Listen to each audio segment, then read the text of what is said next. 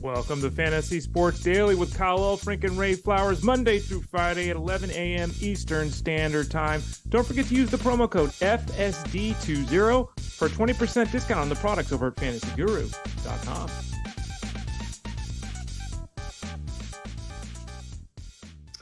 With one Super Bowl in the rear view mirror, we get set for another Super Bowl this weekend. Good to have you with us on Fantasy Sports Daily. Kyle Elfrink, Ray Flowers. Ray Flowers appears to be a Daytona 500 fan. Look at that track. Watch out, Ray. There's cars behind you. Yeah.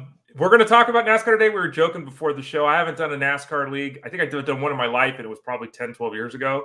So interested to get Rich Maletto on, talk a little bit to someone who actually knows what it's all about. I like driving, Kyle, so I might as well like racing too. Yeah, love talking to Rich. He's a gearhead. He loves this sport. He's been following it for years. He's participated, not in NASCAR level, but he's been a racing guy for many, many years. And, of course, we know Rich from talking football, but he and Sean Engel, they'll got you covered on NASCAR and Xfinity and trucks. Yes, there are ways to make money with all these sports, so we're going to talk it over. Coming up a bit later in the show, Daytona 500 is coming up on Sunday. They used to race this on the sand, Ray.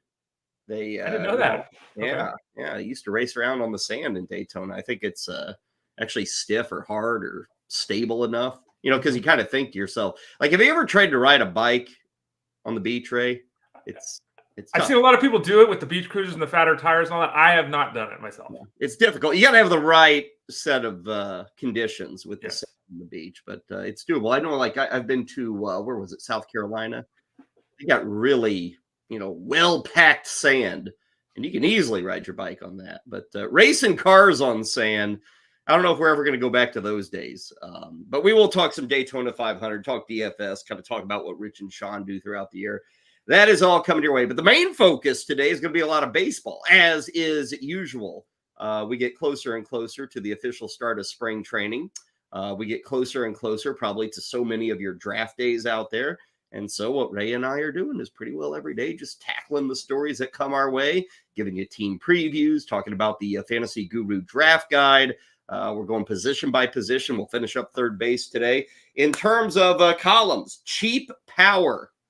Ray, you're going to tell us who the guys are, right? You're going to give us the lowdown on who to get late, who's going to get 25 home runs, and they've never hit 10, right? We're going to have jumps like that, right? Well, if you subscribe to fantasyguru.com and read the entire article, yes, you'll get that information. We will mention a few names here for free on the show, but yeah, it's part of the package over there. And we, it's a great area to look. And I think it might have meant a little bit more 10 years ago, maybe 5 years ago. Now there's a lot of power to be found, but yeah, we'll absolutely talk about it. Cheap power. It's always fun to find it in round 20 and beyond. The Chicago White Sox will be our team preview. Yesterday was the Red Sox. Today it will be the White Sox. And Ray, whereas I had to apologize for maybe being a bit rough on the Red Sox, I will note with the White Sox that you look at this team and we'll go through this, but Ray, I feel like there are on the whole roster like 5 guys that should be drafted. Yeah. There's guys at the top of the order. The back of the lineup with the White Sox is brutal. The rotation has one guy and then a bunch of flotsam, behind him. Jetsam. Yeah, I don't know what's going on with the bullpen. So we'll talk about the White Sox. We got to preview every team, but we'll hit on the White Sox coming up. Third base prospects for 2024. Actually, a pretty good list of third base prospects that we can talk about. News and notes, Eury Perez, Dodgers bullpen, Rob Manfred. Everybody loves talking that. And then, as mentioned, Daytona 500 with Rich. So, Ray, let's start off with some of the gimmies, some of the nice things, some of the specials that you and the powers that be at Fantasy Guru have created. Tell us what we got going on, most especially with that draft guide. Yeah, I can always use the promo code FSD20, FSD20. That gets you the discount on products like the baseball guide. We have the early bird pricing right now. So if you apply the FSD20 promo code, you get the full season of Major League Baseball coverage for $40. Flat rate all the way through the World Series. Boom, done. $40. Do it. Sign up. Get our FSD20. We also have our all-in NBA package, which includes NBA, NHL, college basketball, PGA, soccer, and racing. So we'll talk with Rich Maletto later. You can get part of that in the NBA All-In package. You get all of those sports for just $75. So whether you want to go all-inclusive there or whether you want to just jump in for the baseball, we got you covered over at fantasyguru.com. Love to hear it. Absolutely. And of course, Discord is open for all of our subscribers, whether you're looking for some race advice or UFC or soccer's back this weekend. We got basketball and hockey still doing their thing. So the coverage absolutely continues at fantasyguru.com. Sure, the NFL season may be quote unquote over, but there are still 6 or 7 sports that we're covering every single day over at fantasyguru.com. So do check it out, whatever kind of floats your boat. These are quiet days in one aspect, but these can also be very busy days if you want to play some DFS, because there's stuff to play each and every day. And we got columns on what you should be playing, how you should be playing each and every day. Let us get into the baseball. That is the main focus today. Little baseball, little racing. Ray, we start with kind of our Fantasy Guru Draft Guide preview article. Yesterday on the program, we talked launch angle. And I brought up the fact that I think I was looking at your draft, and, if your launch angle was 15%, 0 home runs last year. Like literally, it's impossible to hit a home run with a 15% launch angle. It's a little better as you go up into 18 and 19 and 20. And all this kind of lends itself to talking about power and talking about home runs. So today, we thought we'd talk about cheap power. And Ray got an article up at fantasyguru.com, part of the draft guide that people can check out. And what do we, with cheap power, Ray, it's maybe you should define this. There are some guys that hit 25, 30 home runs. Mm-hmm. They're obviously not cheap. They're going to cost you first, second, third, those kind of guys. There are other guys who maybe get you 30 home runs and they're deficient elsewhere. So they fall into, the 12th round or the 15th round. And then there are some guys, Ray, that you don't even draft for power, but all of a sudden they go for power. So are you talking more about those guys who fall in drafts but can hit home runs, or maybe guys that can take a leap in that home run category this year? Yeah, as you can see there on the screen, there's a list of players that have varying ADPs. Some of the guys are kind of targets, other guys, what the hell, other guys you're not even drafting. So I think that the cheap power can be really, it's open definition, right? I don't think there's a definitive, it's got to be this many home runs are going to be hit, or this much growth, or this ADP cost. I think it's basically about finding really players that are undervalued in the power department. Someone that, like you said, that no one's expecting to hit 25 home runs, it's going to. Someone that maybe hits 25, 30 home runs, but the rest of their game is a little weak, so they're not someone that's overly excited. Maybe the player's looking at a potential platoon. Maybe there's worry about a youngster coming up and usurping some of the playing time. But basically just undervalued assets in the power category is kind of the overall rubric that we're talking about here, Kyle. I think a lot of times when people are looking for power, wherever it's at in the draft, they've got their available players, and Ray, they probably just sort by home runs. I think that's what a lot of people do. Home runs of last season, very fair. Home runs this season. You've got these other factors to look at. The home run's the result, but how do we get to that home run? These other factors kind of build into the home run number, if you will. Mm-hmm. Would you ever sort by these things before you would sort by home runs last season, when you're kind of looking for, cheap power? Maybe it's a guy who only hit 17 home runs last year, but these factors like barrel rate or home park or fly ball rate indicate, gosh, it wouldn't take much for him to get to 25. Do you sort by any of these things, or is it still kind of sort by home runs and then go from there? Well, I will just point it out. Next week is kind of home run week at fantasyguru.com. So there'll be a whole series, like 4 articles, all talking just about home runs. So we could really dig in. This is kind of just one aspect of it. So look for more of the analysis next week. I think that it's easy to I'll back up even from that question before hitting it directly. When you use, whether it's RT Sports or Yahoo or CBS or Fantrax, whatever the hell you use, you've got to go through and look at how they rank players. Because some services, you'll see a guy rank 250 and other services rank 450, right? Mm-hmm. So you have to check their ADP and make sure you're not missing players, number one. Back to your question. I think the easy way that most people do this, there are people that are really analytical that come with their own rankings. They're using Fantasy Guru rankings. Excuse me. We have power grades. So that's a whole other thing too. If you want to look at the power grades for each position, we've got that. If you're talking about searching on draft day at your draft, I think you're behind the 8 ball, because what you're likely to be doing is, to your point, Kyle, searching last year's home run total or searching this year's home run projection. That's like what most sites have. You could have Fangraphs open or something and be searching that way too. You could, depending upon, how involved you want to get here. But I would really like to see people prior to the draft read articles like the Cheap Power and the home run articles that'll be out next week, come up with a plan, and then on their draft sheet, I don't know, make a yellow check mark or put a red X or something to say this at this position, these are the 4 guys, these are the 3 guys here, that kind of a thing, so that you kind of have targets. Because if you're relying upon a website or relying upon last year's numbers, you may be missing the boat. Yeah, I think that idea of most of us have a pretty good working knowledge of, this guy's a top 10 third baseman, top 10 first baseman, top 30 outfielders. But going outside of those parameters and kind of using that color-coded system, Ray, to where, hey, if I need speed late, here's a guy with a red dot. Red dots mean speed. Or to your point, like we're talking about today, cheap power. Oh, that guy gets a purple dot. That could be the power. And it makes it really quick to scan. You can tie it up to position, tie it up to statistical need. Now, this piece is up and available in the draft guide. If you sign up $40, you're going to read this whole piece. You got a lot of names on this piece. You pointed out a few of them here on this graphic we've got. I think Patrick Wisdom, nobody wants him. 650 is the ADP. But, Ray, that's a 20 home run bat probably, if not more. If things really broke his way. That could be 25, 30. He's just one of those guys who, in effect, stands up there and swings for the fences. Playing time and strikeouts are a problem, but I get that. People know the name Brandon Lowe, with Tampa Bay. We've seen some big years from him. The 2 other names that you've got mentioned here might be a little fresh. Will Benson of Cincinnati, which we hear so much about the Reds, but not so much Will Benson. And then also Matt Wallner of Minnesota. So let's focus on those 2 guys.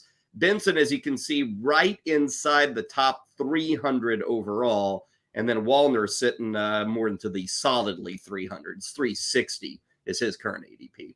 Yeah, Benson's a really intriguing player, and we saw this last season, and some of it gets lost a little bit because he didn't have 600 plate appearances, and frankly, he's a platoon guy. He's not good against left-handed pitching. So, if you're in a league where you have a really condensed roster, if you're in a league where you can't change your lineup on a daily basis, Benson's a little bit more tougher to go with because he's probably not going to play against a bunch of lefties, and even if he does, he's not going to do anything because he just hasn't shown an ability there. But his work against right-handed pitching was stellar. Last year, he had a 250 isolated power mark. League average is about 165, so he did a really good job there. He had a 550 slugging percentage, and he had a home run to fly ball ratio of about 18%. So all of those numbers are all-star level, and he's a young player that I think is still ascending. He's got some speed too, which is always nice. Not many power guys also bring the speed unless you're, as you mentioned earlier, spending that second, third round, cost on a player. So Benson's very attractive with the understanding that, even hitting 30 home runs might be difficult for him because of his struggles against lefties. But against right-handed pitching, he was stellar last year. And there's a lot of reason to think he'll be, I don't know if as successful is the right way to put it, but he'll be damn successful against them again this year. Yeah, that home park obviously does him favors. It has for years with Cincinnati. Any guy who can get the ball up in the air is going to have success. You mentioned that home run to fly ball ratio. And it is pretty high. I think you said 18.6 or something, which is a good number. What's his fly ball rate look like? Because that's the other part of that, Ray. It's great to have that number, but if we're not hitting enough fly balls to take advantage of that percentage, you kind of wonder if we're getting the true exposure to Will Benson. Yeah, Will Benson is 40%. League average 35, 36. So it's not a number. And that's, I think, part of the reason he's also attractive, not because we're talking about power, of course, but, he hit 275 last year. Does he hit 250 this year? Does he hit 230 this year? Does he hit 275? The contact rate was poor. It was very poor. He had a 31% strikeout rate overall last season. So he's in the danger zone of hitting 230, 240, right? So he's got to do a better job with the contact rate, but I do like where his fly ball ratio is at. 15% launch angle. I like that. I think that piece is nice, but he does need to make more contact. That other name, Matt Wallner, is kind of wild to look at. Now, Ray, the problem is we've got less than 100 games. Yeah. So that's one issue we've got. But OPS plus last year of 139, 39% above the league average. His OPS overall was 877. 14 homers in 213 at-bats. I mean, these are impressive numbers, and you don't hear anything about Matt Wallner, so it is very cheap power coming into this season. Yeah, and I think in the case of doesn't it seem like everyone on the Twins is like a 22 home run hitter? It seems like they got all these guys, right? And it's like, oh, where do we go? And Everything's even with the Twins. There's no like standout dudes anywhere. It's just even across the board. Yeah, I mean, we talked yesterday about Royce Lewis. The hope is obviously he becomes that. Byron Buxton, we can all wish on, of course, but you got Trevor Larnach who's kind of hanging around, and is he ever going to? He's another power guy. Is he ever going to develop? You've got Jose Miranda coming back from the shoulder issue. What's he going to be? You've got Alex Kirilloff coming back from injury after injury. What's he going to be? So there's a chance that all these guys don't push Wallner out of playing time, but limit him to 450 plate appearances this year. Like that could happen. It could be 390, right? It could happen. There's also a scenario clearly where he hits 30 home runs for the Twins this year and gets 575 plate appearances. Mm-hmm. So that's, and like you said, he's barely inside the top 360. If you're in a 12-team league with 30 roster spots, he's right there and not even being drafted, right? So he is someone that has immense power. I always talk about the scouting grade just because it's easy, the 20-80 scale, 80s Hall of Fame, 70s elite. He's like a 70 on the power scale. Like, I don't think anyone thinks that if this guy gets 500 at bats, he's not hitting 25 home runs.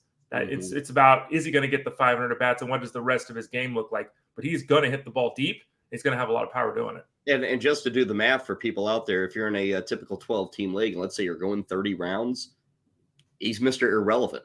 He could be the last pick of the draft that you could have. So, no one is sitting here and saying Matt Wallner will hit 30 home runs.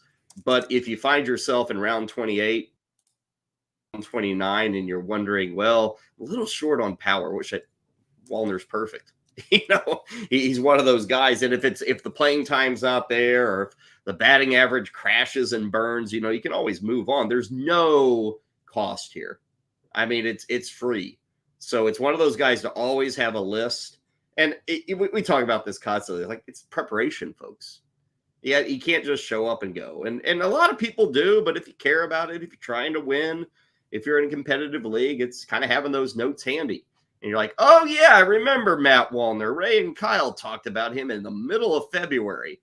And here I am in the last week of March, and I'm remembering that from 6 weeks ago. Those moments can at least make you feel good with your pick. Instead of the scrambling around and just yelling out a name and, oh, it's Julio Urias and he doesn't have a team, and you just totally wasted a pick. So those are things to keep in mind. Anyway, Cheap Power, the article is up as a whole. You can check it out at the Fantasy Guru Draft Guide. Speaking of power, not really cheap, but power, let's go to the south side of Chicago.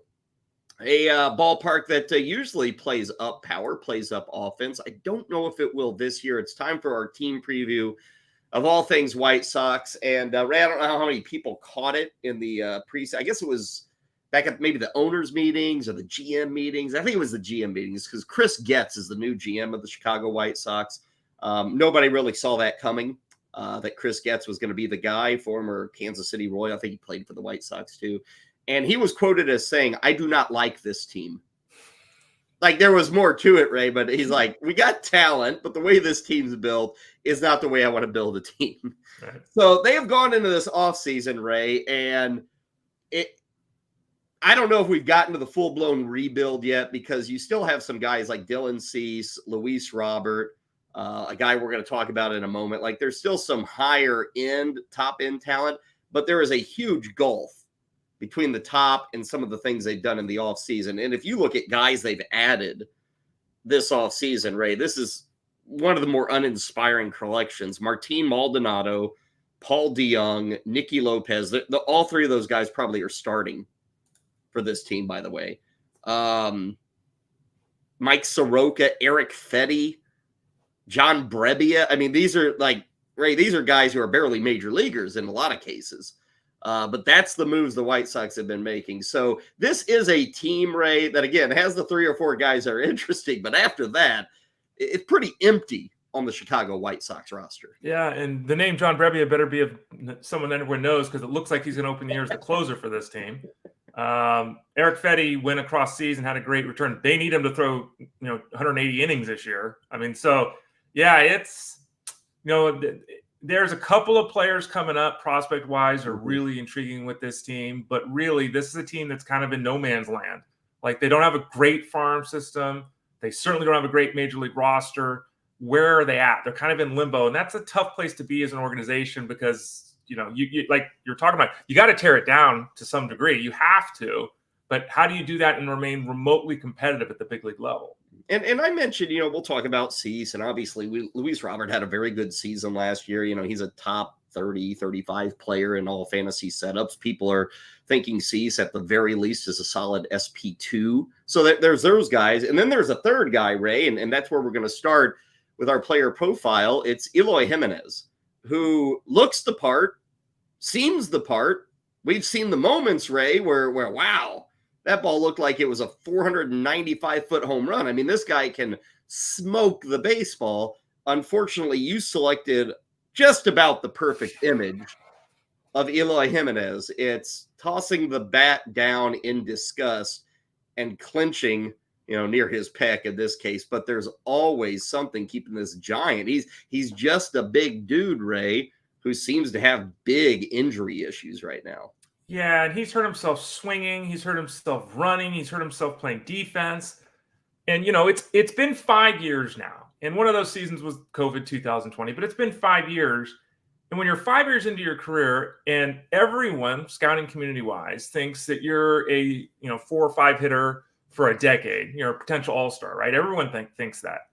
When you're that level of player and you've been around for 5 years and your highest games played total and your highest home run total were in your rookie season, we got a problem. Mm-hmm. And, this wasn't Mark McGwire hitting 49 home runs and batting 287 as a rookie, right? This is, he hit 31 home runs, which is nice, played 122 games. As you see on the screen there, we're 5 years in, he's never played 125 games. Yeah. I mean, and so, this he's not all the way Byron Buxton, but he's on the cusp of going full Byron Buxton. And you can see there on the screen too, per 162 games played, there it is. 275, 30, 100, exactly as people anticipated he would perform. He is doing it. He's just never on the field. Well, we were just talking about cheap power, Ray. I mean, this guy has crazy raw power because of the injury issues. He is kind of cheap. I mean, his ADP is outside the top 200 for a guy like this. I mean, he's not going to cost you a whole lot to take a shot on this guy. And you're 100% right on the games played. And I would never sit here and say this is the year. But I think even at 115, 120 games as a 215th overall pick, not a bad direction to go. His average has been steady. There's that. He's still going to be in the middle of this lineup. There's that. Like it's the pieces are there. It's just a matter of him staying in the batter's box and being available for months at a time. Yeah, he's really good. And then there's a lot of players, and you think about, there's a lot of players who always talk about DeGrom and Kershaw, guys that are out of the lineup all the time, but when they're there, they're really good. There's been a lot of that with Eloy Jimenez, which is surprising because this guy gets hurt. He gets hurt all the time. Like, I'm surprised he didn't get hurt walking from the batter's box to home plate. He gets hurt all the time, but he's still been productive. And, I'm not going to say there's really been growth because I don't think there has been. I think that it's just he's always been stopped by the injury bug. But just to say it, his strikeout rate has gone down every season of his career. Mm-hmm. And when you talk about a guy who has 30 home run potential, as we're seeing there, who has, a strikeout rate below the league average, that's very attractive, right? So you've got the power, you've got the contact ability, to your point. That's why he's a 275 career hitter and not a 245 career hitter. If he hit 290 with 35 home runs this year, I think people would say that's surprising, but yeah, okay. Well, and if he gets there, Ray, he's well over 100 ribbies. Yeah. And he's probably close to 90 runs scored. I mean, it could be that epic of a season for him. It very well could be. The problem is the likelihood of that happening is tiny. Like, we have the dependability grades over at fantasyguru.com, and I don't remember offhand what Eloy's at I probably got him a 3 out of 10. Like, it's not there's no confidence that he's going to be on the field. So if you take Eloy, you have to have IL spots. I don't think if you're in a league that doesn't have them, that he's worth it because he's going to get hurt. All right. And I hate to say that, and you don't know the future, but he's going to get hurt. The question is, does he miss 20 days? Does he miss 50 days? We just don't know. Yeah. So, well, and when you brought up Buxton, Ray, that was a guy we knew he was going to get hurt. It was always, but you had to draft him in the top 100, like Byron. Nowadays, I don't know if that, but for 4 years, it was still like you had to draft him in the top one. Again, Jimenez, honestly, Ray, in the 200s, they all got major issues. There's something, and injury can be a big one, but man, it's in the 200s. I'm fine with it. And that's even with, hey, if it's an injury, I didn't lose anything. And I drafted this guy in the 19th round. Like it's going to happen to all these guys, and they're all going to miss time. But it's totally different if the cost is I got to draft this guy in the 6th round versus I'm drafting this guy in the 19th round. And that's what's really attractive with Jimenez, Ray, is I guess he's been so frustrating over the years that people are just like pounding him down. Other young guys are moving up. The White Sox aren't exciting. It's kind of an ugly situation there, and all that's piled onto Jimenez, and you see it in his draft day cost. It's just pretty low right now. And one other thing to note, he is a player that it depends upon your league settings. He played 105 games at DH. He only played 14 games in the outfield last year. Wow. Okay. So if you have a 20-game qualification, he's not an outfielder. If you have a 15-game qualification, he's not an outfielder. So you're going to need that number to be 10. So that also dings him a bit, right? Because, we're not talking about a 5th-round pick, okay. But I like to have some positional flexibility. And so we're talking about a player that's not going to have it in the leagues I participate in. And there's an injury risk. So it's, that's another reason why, like, he's not in the cheap power column. Because it's like an article, because it's like, I just see roadblocks here. Could do it, but I see roadblocks here. That is a look at Eloy Jimenez. How about 4 questions for this White Sox team? Up first, Ray, Dylan Cease. We still don't know if he's going to make it the whole year with Chicago, but most people seem to just be giving him a pass on last season. His ERA, and I know ERA is not a perfect stat, but he was at 2.20 in 2022, and Ray, it went to 4.6 in 2023. His wins fell from 14 to 7.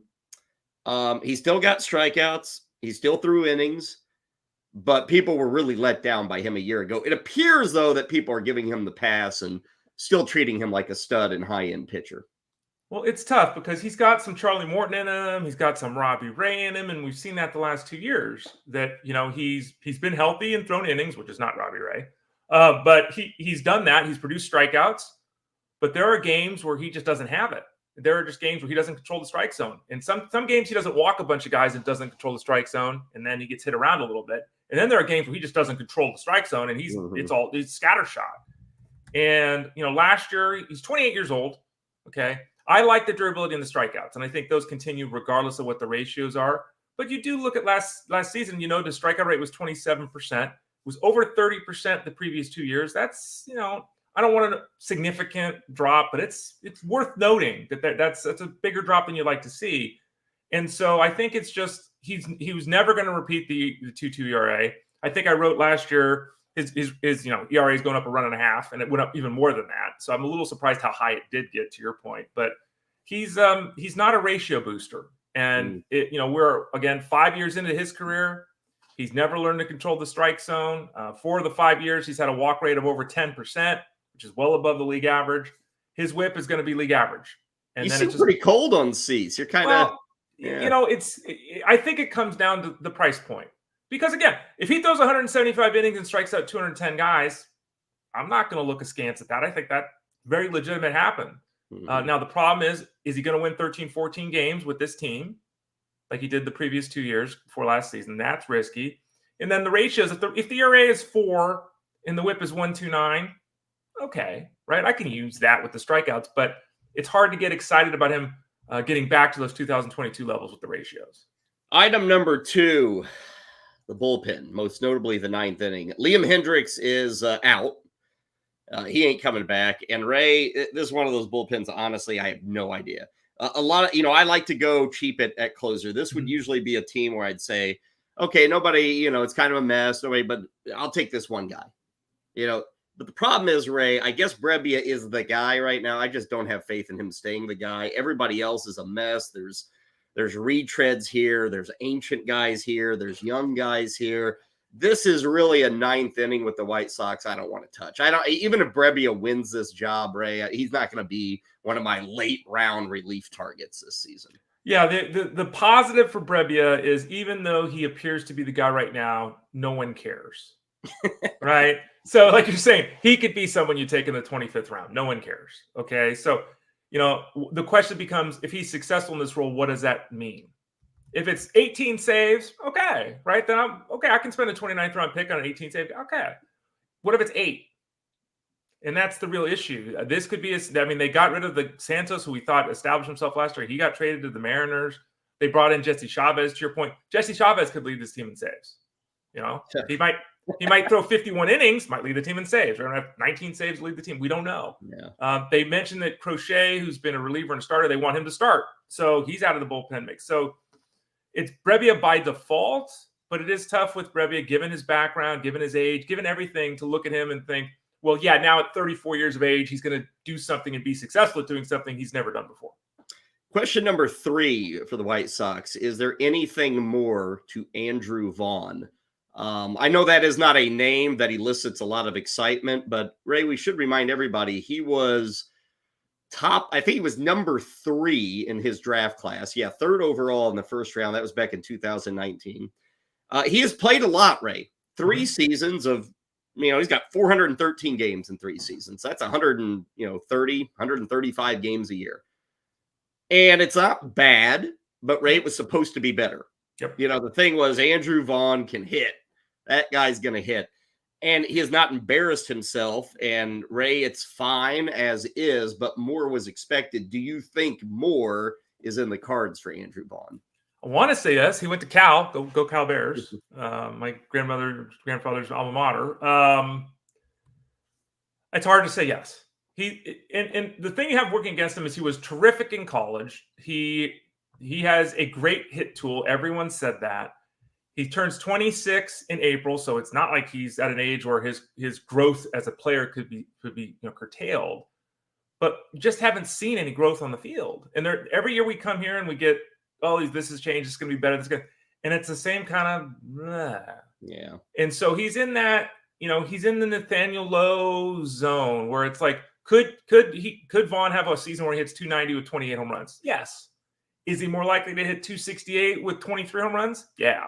Mm-hmm. So I don't see any overt signs of him significantly improving upon last season. Wouldn't be shocked if he did improve, but significantly no.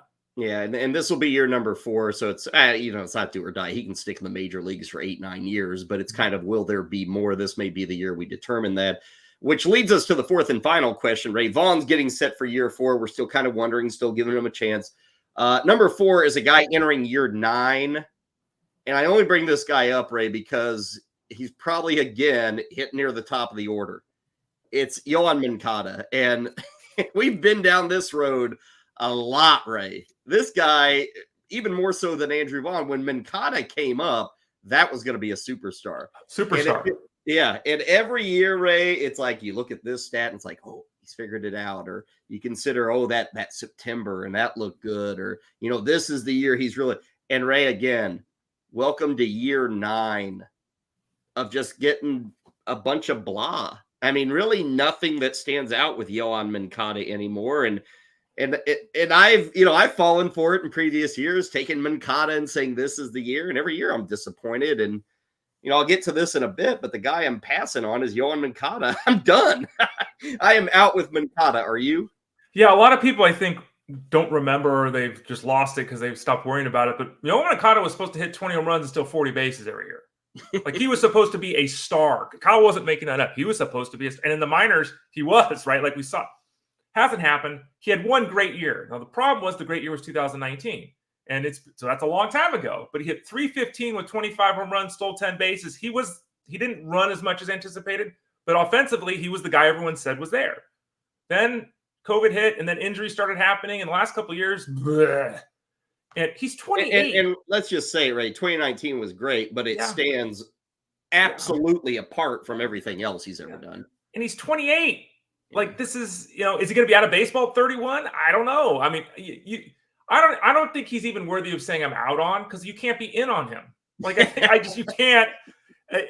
He's a guy that gets picked up off the waiver wire in, late April when you have an injury, and you hope you get a good 3 weeks. Like, that's just where he's at right now. I see no signs or reasons to believe that let alone just a good fantasy option is lurking right now. Well, he is my pass on guy. I'll go the cheap route. How about you? Who are you looking at this White Sox team and saying, I'm out totally on this guy? Yeah, it's not everyone. We're at players 7 through 25. Yes. I'm going to say it just because he's been my guy for so long, and I've always defaulted him. Their leadoff hitter, Andrew Benintendi. Fair. take a chance on, I'm going to go Eloy. I love that cost for what he has as a skill set. So he's still a guy I'll take a shot on this year. And don't take a shot on Michael Kopech. I'm going to take a shot on Dominic Fletcher. What the hell? Oh. What the hell? They added him in the We should bring him up because that's a name nobody knows, and Yeah. they're wondering who the hell is. What was it? Traded in the offseason, I think. Yeah, it was kind of early in the offseason from Arizona to Chicago, and it looks, I guess he's a starter for the White Sox. I think so. He's 26, so he's one of these players that is older than you obviously would like to see for a guy that's only, got 30 games at the big league level or whatever, but he showed very well at the Diamondbacks last year. I think that there's an opportunity here for him to play every day. He's got a little bit of power, a little bit of speed. 20 home runs, 13 steals, like that kind of stuff is in the realm of possibility here. I think there'll be some struggles with him, but his cost, like we're talking about, is non-existent right now. And he certainly has an option to at least be a good play in an AL-only setup. In terms of prospects, yesterday when we were talking about Boston, we brought up Marcelo Mayer at shortstop. Ray, the White Sox also have a high-end shortstop. And honestly, I'd probably prefer this guy over Mayer if I had to choose one to stash or one to play with. It's Colson Montgomery.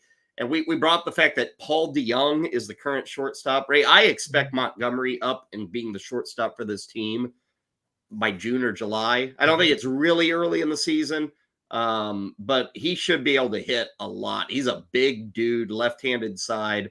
Again, I think you never know when a rookie gets called up what they're going to truly do. Some guys hit the ground running and excel. Other guys do not. But I think he is a guy, again, late in the draft. If I was a little thin at shortstop or didn't really like my top option, I think he's one of the first high-end rookie arrivals that we have this season in the bigs. Yeah, Paul DeYoung is serviceable, right? He is. And this is a White Sox team that can use serviceable, to your point. But Montgomery is someone that we're going to see this year. He has oodles of potential. He's one of these, I don't say rare, but one of the few rookies that you see making an impact in year one, and you wouldn't be surprised by that. You laid it out very well. So he's definitely someone. I don't think you can draft him because I just, we're not sure when it's going to happen and all that. The White Sox might delay it if he struggles a little bit because they'll look to build up Paul DeYoung's value to trade him for some, so it's one of those things. But once Montgomery arrives, we're going to get a fervor in the fantasy space. In a typical league, like a 12-team, 29, 30 rounds, I always like finding one rookie to stash. You can don't take two or three. I am totally fine. Look at your top 10 list, and we're going to be talking about a guy who's on that top 10. I kind of did like him as a stash, but now everything's trending in the direction of him being in the minor leagues. But there are going to be, I would say, in the typical top 10 prospect list, wherever you go, and go to a few spots and kind of bring them together. But Montgomery is one of those guys that I'll be considering stashing.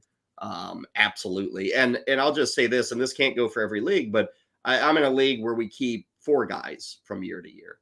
And Ray, I went out in mid-season, grabbed Jackson Holiday purely so I could trade him to somebody who has a lousy collection of players to protect. Right. And I was able to turn him into something to help me down the stretch run. And so that's also something. And again, that's a very specific setup with a few keepers, and it's 16 teams there. So you do have some bad teams on the back end in our league that you can trade prospects to. But even in a redraft, if I'm going 29, 30 rounds, I like getting a rookie to take a shot on, because even if you say, well, I'd rather bid on when the waiver process happens, when they are called up, Ray, people get really pumped and excited, and you can flip them for guys you need, guys who you have a better feel for, guys you know what they can do. But I think Montgomery certainly can be a guy to stash. That is our look at the south side of Chicago. Coming up on Monday, north side of Chicago, the Cubbies. Ray will be taking a look. I'm not going to be here Monday, but Ray will be taking a look. Yeah. Well, it's President's Day, Ray. You know me. I'm a big fan of all presidents. You are. I take that day off. Have fun at Mount Rushmore, Kyle. Yeah. No. I got a daytime hockey game. 12 o'clock, Blues Maple Leafs, Ray. That's what I'm doing. Yeah, little guy's going with us. He's off school. It's going to be awesome. You'd rather hang out with your son than me. That hurts, Kyle. I would. Absolutely. No offense, Ray. I've been hanging out with you for 15 years. Time to get with cooler kids. He's doing fun stuff. Oh, thanks. Let's see. Third baseman. We've been talking about it all week. Each and every show this week, tackling a different angle at third base. Today is prospects, and Ray was just talking about stashing. Junior Caminero of Tampa Bay. Another just stud that Tampa Bay finds. This is how they do it, Ray. We're expecting big things, but he's young. It's weird. He got called up at the end of last season, so you're like, well, if you already started the clock, why not just have him ready to go this season? But the early read is that he's not making this club, and they may want to keep him down in the minors. Maybe he's a mid-season call-up. But right now, Caminero, who's one of the top prospects in baseball, he'll be fun to watch in the spring. It'll be fun to see his results. I'm sure there'll be a lift of hype, if he does well. But you're probably not getting more than 80 games, I guess, of him this season. Yeah, I got a question about him yesterday. Someone asked me, when do we see him kind of thing? Where's he going to hit in the lineup? And I'm like, well, the team basically said, to your point, he's not going to make the opening day roster. Okay. Does that mean he's up on April 12th? Maybe. I mean, it's not, if an injury happens or something, he could end up being one of these players that gets 140 games. It could happen. We do have him in our top 10 for rookies this season at fantasyguru.com, but it could be 80 games. We just don't know. And in terms of where he hits in the order, that's something to be said for a lot of these guys. Caminero projects as a third or fourth hitter, probably third hitter, right? He might hit seventh when he gets called up, right? Like it's very rare that the youngsters, Colston, Montgomery's not going to get stuck in the 3 spot the day he gets promoted, right? I don't think. So that's something to think about. But yeah, Caminero is someone that this is another one of these can't miss kids. I will point out a name that I mentioned earlier, Alex Kirilloff, couldn't miss kid. Doesn't mean Moncada can't miss kid. Yeah, so but everyone does believe that Caminero will be an impact back pretty much off the start of his career. Now, the other guy, Noelvi Marte, it's different, Ray, because we're expecting him to be on the opening day roster and starting at third base for the Reds. And what he did last season in 35 games was damn impressive. Mm-hmm. It's a 35-game cameo, but Ray, there's, of course, strikeouts, every young guy. But I mean, like a fantasy player, wouldn't we all kill to have a guy at third base that hits 315 with maybe 20 home runs and 25 steals? That's Marte is going to have that opportunity with the Reds this year. Yeah, I think, there's a player, we have a whole scouting report section for all these rookies over at fantasyguru.com. Remember, promo code FSD20 for the discount on it. And I basically said in that, look, to your point, like, love this kid. There's so many things to like and all. The problem right now is he doesn't lift the ball. So I kind of jokingly said he's on the Yandy Diaz track right now, right? Because, so stealing 20 bases is easier for him than hitting 20 home runs at this point. Not to say that he couldn't get there one day. I think the expectation is that he does. But he is one of the cavalcade of young potential stars with the Reds. We spend so much time and energy talking about Steer and McLean and Ellie De La Cruz because of what they did last season. But Marte could have as big an impact as those guys did last year this season. And there are more guys behind him, Ray. We're going to see a lot of Michael Busch with the Cubs this year. Colt Keith, he was the kid about a month ago, signed that big contract with Detroit, gave up some free agency years, but his clock's probably going to start this year. We talked about Coby Mayo earlier in the week with Baltimore. Tyler Black with Milwaukee. That could very easily be a guy who ends up with 100 games played, I think, for the Brewers. Curtis Mead is also in Tampa. He's probably up here before Caminero. This is a position, Ray, where there is certainly some excitement coming into the season. Yeah, we talked about a couple positions like first base, and we're kind of like, but third base does have some names, and all of these names will see time in the big leagues this season, and it's potential that all of them have significant contributions for whatever that duration of time is. Any of these, let's say Marte, Keith, Busch, let's put them in the big leagues. Let's say they're going to break camp. Is that all Marte? Is that where you put all your shares of those guys that we pretty well assume will be there on opening day? I would, yes. That would be my call. That's what the rookie rankings also reflect over at fantasyguru.com. I think Marte is got a pretty special skill set. And I'm excited, as everyone is, about what the Reds could do offensively, of course. That is a look at third baseman. Wrapping up the week of all things third base next week, shortstop is the destination. So we'll give you a full 5 days on that position. A couple of other news and notes items. And again, with spring training starting up, guys reporting to Arizona and Florida, getting a lot more on this. We talked about Justin Verlander and Kyle Bradish yesterday. Follow up on them. Verlander throwing a bullpen session. Good news. Kyle Bradish claims he is going to pitch this year. We'll see. I mean, that doesn't change anything for me, Ray. Good to hear you're not, the bad thing would be saying, okay, guys, I'm probably not going to pitch this year. That would be the alarming thing from Kyle Bradish. Claim you're going to pitch. I mean, we talked about this yesterday. Even our best case scenario of 25 starts certainly doesn't sound like that's a possibility when a guy says he hopes he can pitch this year. So, that's looking with the downward arrow, Kyle. Dave Roberts of the Dodgers says that the plan is for Evan Phillips to be the closer. Nestor Cortez had 12 starts last year, 10 starts, shoulder issues all year long. He says he's going to be fine for opening day. We mentioned the name Michael Kopech earlier. Best shape of his life, Ray, 20 pounds lighter. That's another guy, Ray. Moncada and Kopech. These guys were supposed to be the real deal Holyfield, and they haven't come close to that. Kopech had one of the worst seasons in the last 20 years for a pitcher last year. Really? Just absolutely brutal. That was he was compared to Nolan Ryan. Didn't turn out that way. Atlanta is planning every day at bats for Jared Kelenic. We'll see. If you care, the Nationals, Dave Martinez came out and said, we're going to have a battle in center field. Victor Robles against Jacob Young. I don't know anything about Jacob Young, but Ray, I think it says a lot about Victor Robles. That he's going to have to, they've given up maybe a little on Robles. Toronto signing Eduardo Escobar to a minor league deal. Miami, Eury Perez, rookie who came up last year, looked really good. 128 innings, but Skip Schumacher, Ray, the manager for the Marlins, says there's going to be an inning cap here. He didn't say what the number is, but gosh, 128 innings last year, I think should be good for 150 if everything goes according to plan, right? I was wrong last year. I thought, and I wrote about this the day he was called up, I thought 110 was the best case scenario. And he got to 128. I was very surprised by that because he's so young and he's so important to the franchise. Logically, adding 20 innings, should be able to do that. We'll see. I think it depends where the team is at in the standings. It depends how he looks, of course. But it's very reasonable for me to hear innings cap and think, okay, he's not throwing 190 innings, but I think he can get to 150.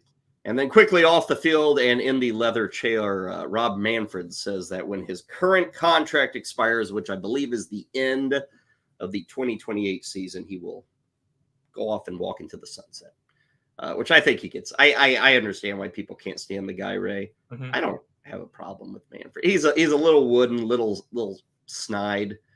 Kind of got his nose in the air, I think, a little when he thinks he's God's gift to baseball. Yeah. But I am a proponent, and you and I disagree on some of these things. I'm a proponent of the changes we've seen, some of the artificial changes that people get pissed off about.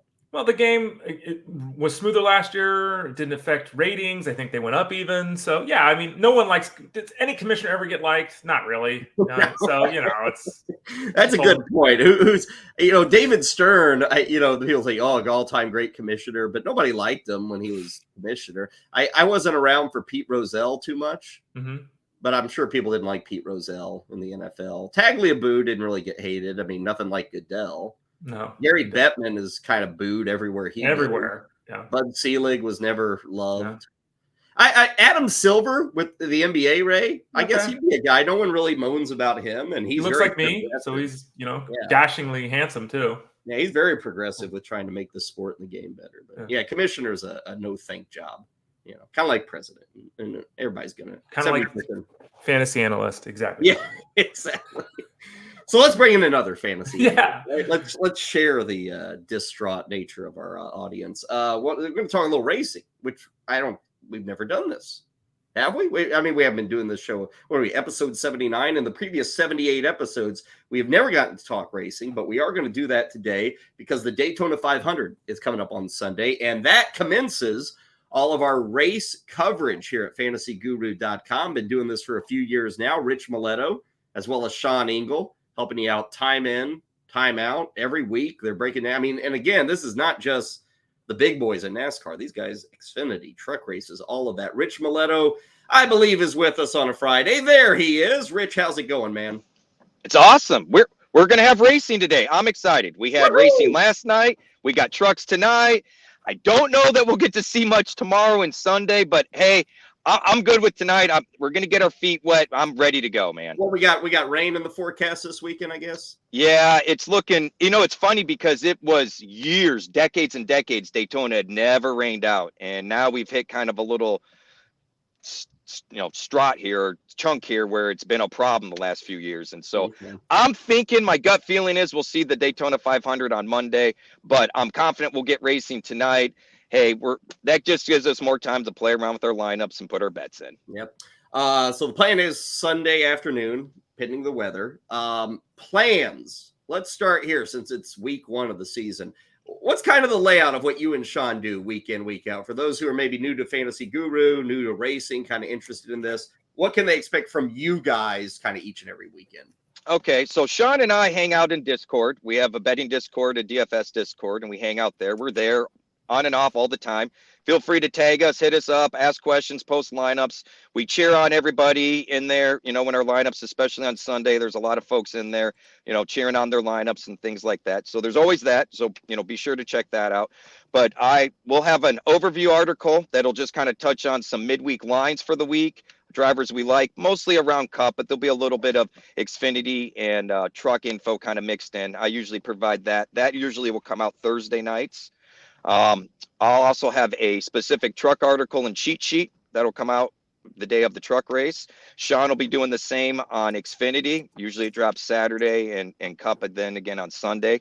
And new this year, Sean and I are trying to launch and get going a NASCAR podcast. We actually recorded last night, the first show. So we're working through getting that up on the appropriate channels and places and looking forward to that. I'm not sure that we'll have a lot of guests or things like that on there, but it's kind of a work in motion, you know, trying to get some practice so we can be a little more polished like you two gentlemen. Well, Takes a lot of years, Rich. It does. Yeah. Have a kid so you don't have to hang out with me, Rich. Yeah. I've driven fast cars my whole life, Rich. Superchargers, all this kind of stuff. Ooh. But I don't know jack about racing. Okay, I don't. I haven't done it. I did it one league years ago. I don't know anything about it. DFS obviously is a huge focus. So talk to me and the listeners if they're new to this. Like, how do we go about setting a DFS line? Not even necessarily particulars for this weekend or anything. Just like, what are we looking to accomplish here? Give us like kind of an intro 101 to the DFS space. So there's really two approaches, and it does vary from track to track, but there's basically two approaches for the DFS that you need to focus on when it comes to NASCAR. More or less, you're going to be chasing what we call position differential points. And what it is you get 1 point plus or minus from where you qualify to where you finish. So say you start 20th and finish 10th, you get 10 bonus points. The reason that's crucial or big is NASCAR scoring is about 1 point of position. There's a little variance near the top from first place and so on. But for just simple terms, just figure 1 point for last place and 40, 43 points, whatever you want to think of for first place. So when you think about moving up or back and getting 10, 15 points and bonus points, it's pretty significant. I mean, you talk about being near the front, scoring, 38 points and getting a bonus of 10 points, that's almost 25% of your scoring. It's pretty significant. On the flip side, they also give fractional points for leading laps and fastest laps. So here again, depending on the track, if we're running a place like Bristol with 500 laps, those dominator points are really, really big because they add up. There's a lot of laps. Someone could lead 200, 250 laps and score all those dominator points, put on all those fast laps. Someplace like Daytona where we only run 200 laps, or at a road course where it's only 60 laps, that's a whole different ball game. So now those bonus points become really, really crucial. So one of the things I mentioned when you guys reached out is I need to do a better job of focusing on the points. I've always kind of chased who I thought would do well and did fairly well with it, predicting top 10s, top 5s. But the fact of the matter is, and you talk about this in baseball and football, understand the scoring platform and how it works. Just because the guy may only be a top 20 driver, they're starting 36th.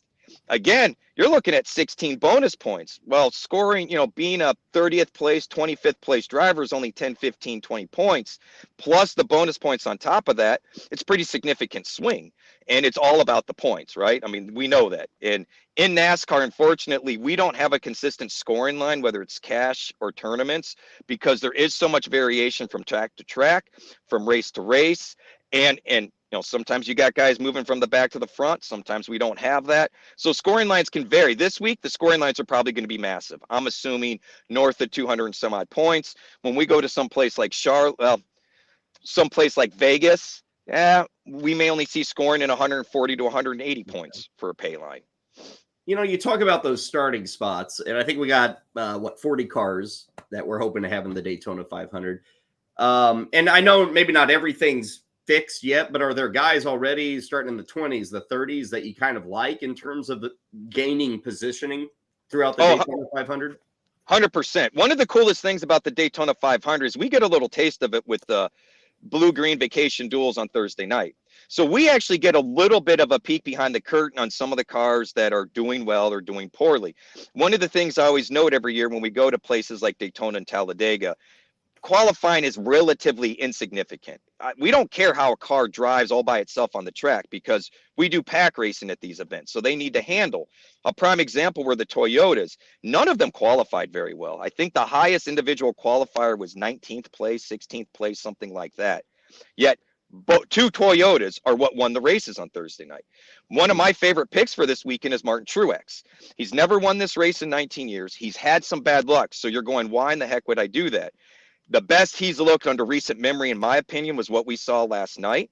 He went from the back to the front, got kind of collected in some nonsense, just rode around in the back to finish the race. He's starting near the back. I want to say starting somewhere around 27th, 28th, somewhere in that ballpark. I expect him to be contending for a win, or at least the top 5. That's 20-some bonus points that we're looking at for him. He is going to be higher owned, but at $8,200, he's a bargain. You know, at this track, I'm not worried about the money. There is way too much value found from guys being 7,000 and even cheaper that start in the back, that have low risk. And at these races, anything can happen. The last 3 years, the winner has had Vegas odds of right around plus 3,000 to plus 3,300. So to give you an idea of how wild and open it is, I mean, that's pretty crazy. You don't see those kind of odds in NFL and baseball, right? Yeah. I'm going to go off script here for a second, Rich, because I'm thinking, you know, again, I'm thinking broadly. It's your first visit here. We're talking the kind of the seasonal look at everything. In horse racing, we talk about the horse and the jockey. In racing, we talk about teams. Ford, you mentioned Toyota. You know, do we go with the team? Is it more about the driver? Is it a combination? Am I totally off base asking that question? What do you think? For a guy that says he doesn't know anything about racing, that is a fantastic question. Okay.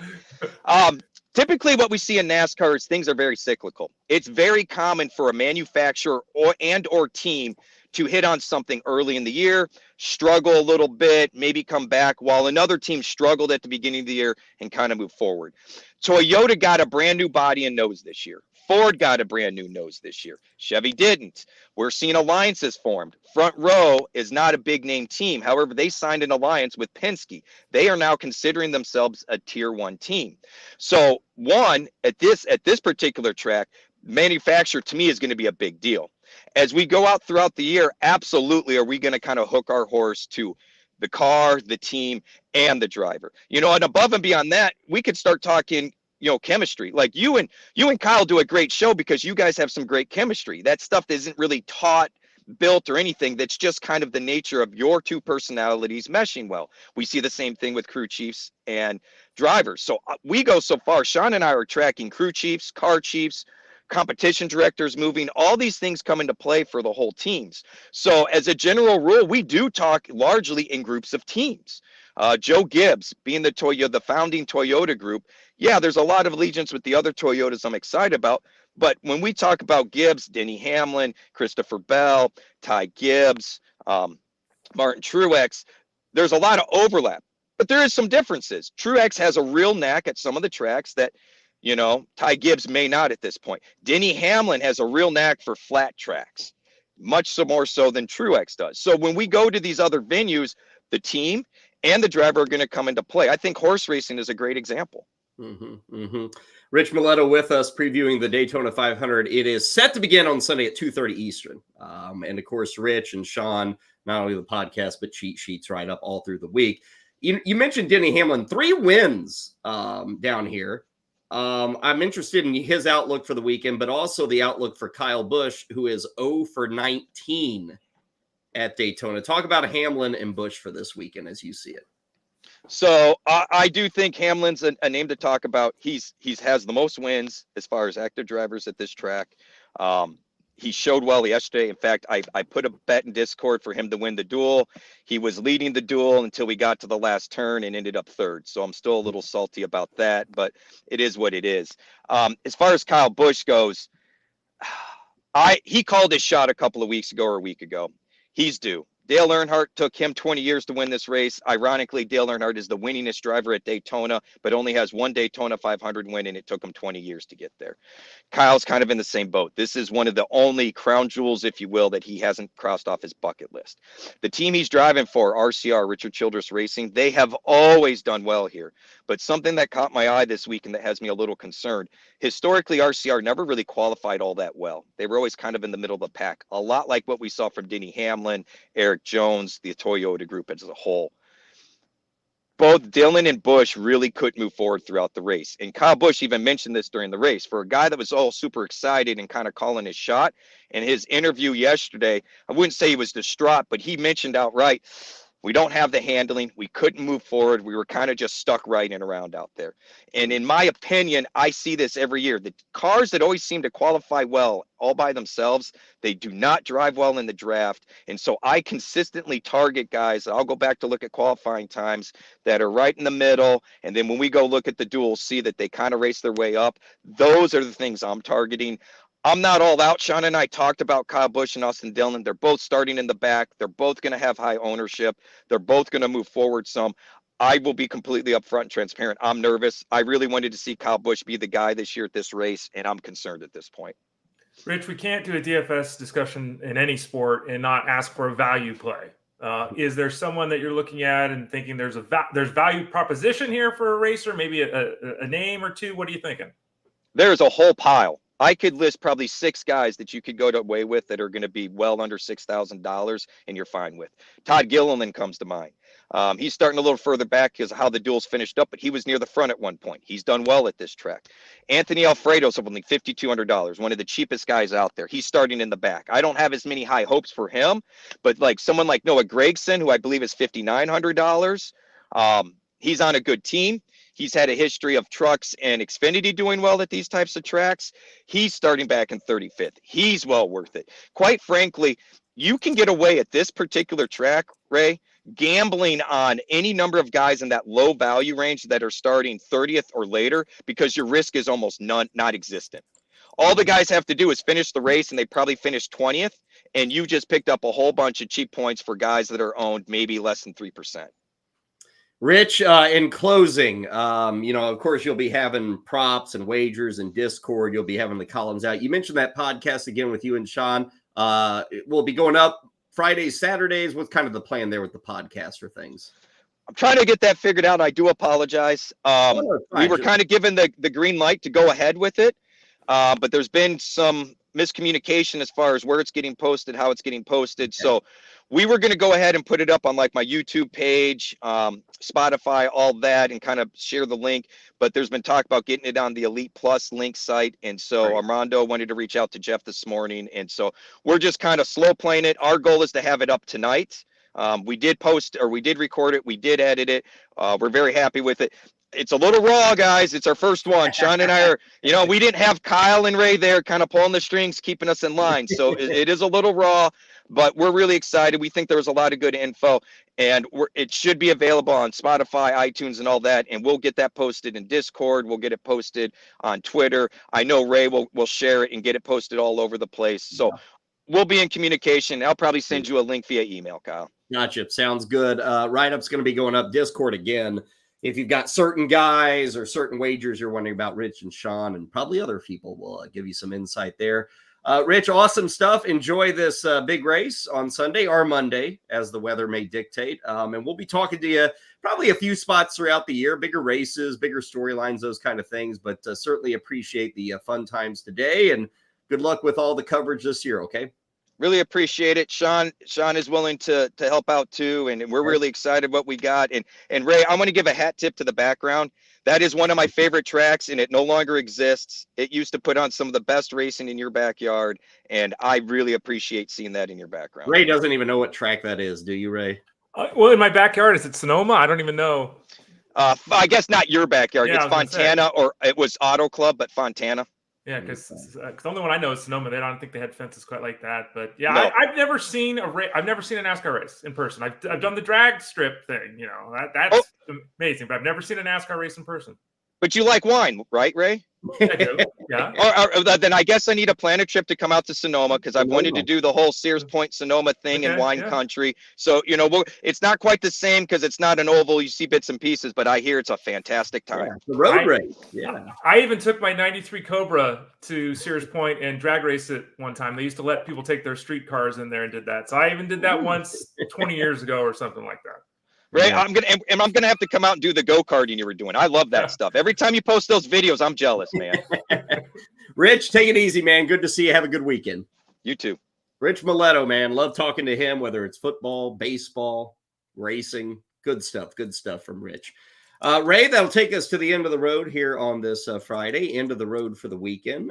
For people who are looking for something to do, again, NASCAR is a fun one. And I don't know, it kind of sucks with the weather. You may have to wait around until Monday. That really takes away some of the attraction, the allure, I think, of the race because it's prime time on Sunday. Like I said, they're scheduled for 2:30 Eastern. There's not much else going on. And, for those who just like a sweat, that can be a fun one. And the DFS does offer a lot of scoring points and bonuses. And so something especially with that race, the standings can change in like a second.